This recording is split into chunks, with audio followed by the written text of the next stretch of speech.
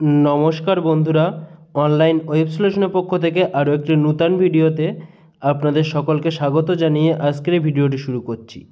বন্ধুরা, এর আগের ভিডিওগুলিতে আমাদেরকে অনেকেই কমেন্টের মাধ্যমে জানিয়েছেন যে এই বার্ধক্য ভাতা প্রকল্পের আবেদনকারীদের এই বার্ধক্য ভাতা প্রকল্পের টাকা যাতে বন্ধ না হয়ে যায় তার জন্য কি তাদেরকে লাইফ সার্টিফিকেট জমা করাতে হবে, আর এই লাইফ সার্টিফিকেট জমা না করালে কি তাদের বার্ধক্য ভাতা প্রকল্পের টাকাটি বন্ধ হয়ে যাবে? আর যদি এই লাইফ সার্টিফিকেট জমা করাতে হয় তাহলে সেটা কোথায় জমা করাতে হবে? তো বন্ধুরা, এই সম্পর্কিত সমস্ত খুঁটিনাটি তথ্য আজকের এই ভিডিওর মাধ্যমে আপনাদেরকে জানিয়ে দেব।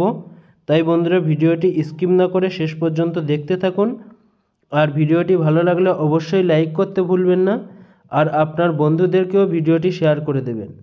আর এই চ্যানেলে নূতন হয়ে থাকলে চ্যানেলটিকে সাবস্ক্রাইব করতে ভুলবেন না। আর যারা আগে থেকেই চ্যানেলটিকে সাবস্ক্রাইব করে রেখেছেন তাদেরকে জানাই অসংখ্য ধন্যবাদ। তো চলুন বন্ধুরা, ভিডিওটি শুরু করা যাক। বন্ধুরা, এর আগের ভিডিওগুলিতে আমাদেরকে অনেকেই কমেন্টের মাধ্যমে জানিয়েছেন যে তারা এই বার্ধক্য ভাতা প্রকল্পের টাকা পাচ্ছেন। এবার এই টাকা যাতে বন্ধ না হয়ে যায় তার জন্য কি তাদের লাইফ সার্টিফিকেট জমা করাতে হবে? যদি জমা করাতে হয় তাহলে সেটি কোথায় গিয়ে জমা করাতে হবে? তো বন্ধুরা দেখুন, যে সমস্ত সরকারি কর্মচারীরা সরকারি পেনশন পেয়ে থাকেন সেই সমস্ত সরকারি পেনশনভুক্ত কর্মচারীদের এই পেনশনের টাকা পেতে গেলে তাদেরকে এই লাইফ সার্টিফিকেটটি জমা করাতে হয়। আর এই বার্ধক্য ভাতা প্রকল্প বা বিধবা ভাতা প্রকল্প চালু রাখার জন্য এখানে কিন্তু কোনো রকম লাইফ সার্টিফিকেট আপনাদের জমা করাতে হবে না। সরকার এখনও পর্যন্ত এরকম কোনো নিয়ম করেনি যে এই বার্ধক্য ভাতা বা বিধবা ভাতা প্রকল্পের টাকা চালু রাখতে গেলে এই লাইফ সার্টিফিকেট জমা করাতে হবে। এটা শুধুমাত্র সেই সরকারি কর্মচারীদের যারা সরকারের পেনশনভুক্ত কর্মচারী রয়েছেন তাদেরকেই একমাত্র এই পেনশনের টাকা পেতে গেলে শুধুমাত্র তাদেরকেই এই লাইফ সার্টিফিকেট জমা করাতে হবে। আর এই লাইফ সার্টিফিকেটটি আপনাদেরকে আগে ব্যাংকে গিয়ে জমা করাতে হতো, কিন্তু এখন সব কিছু অনলাইনে হয়ে গেছে।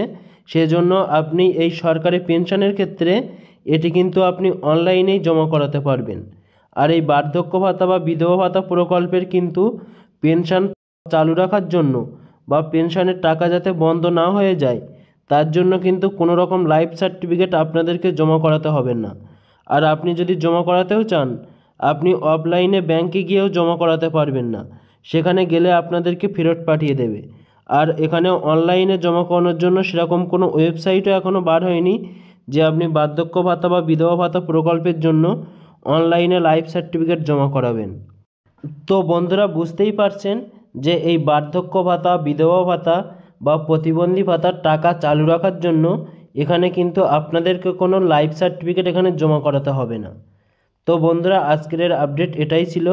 আর এই ধরনের নূতন নূতন আপডেট পেতে আমাদের হোয়াটসঅ্যাপ পেজটিকে অবশ্যই ফলো করে রাখবেন, আর এই চ্যানেলটিকে সাবস্ক্রাইব করে পাশে থাকা বেল নোটিফিকেশনটি অন করে রাখবেন, কেননা এই চ্যানেলে আসা নূতন কোনো ভিডিওর নোটিফিকেশান সবার আগে পেতে। আর বন্ধুরা, আপনাদের সকলকে অসংখ্য ধন্যবাদ ভিডিওটি শেষ পর্যন্ত দেখার জন্য।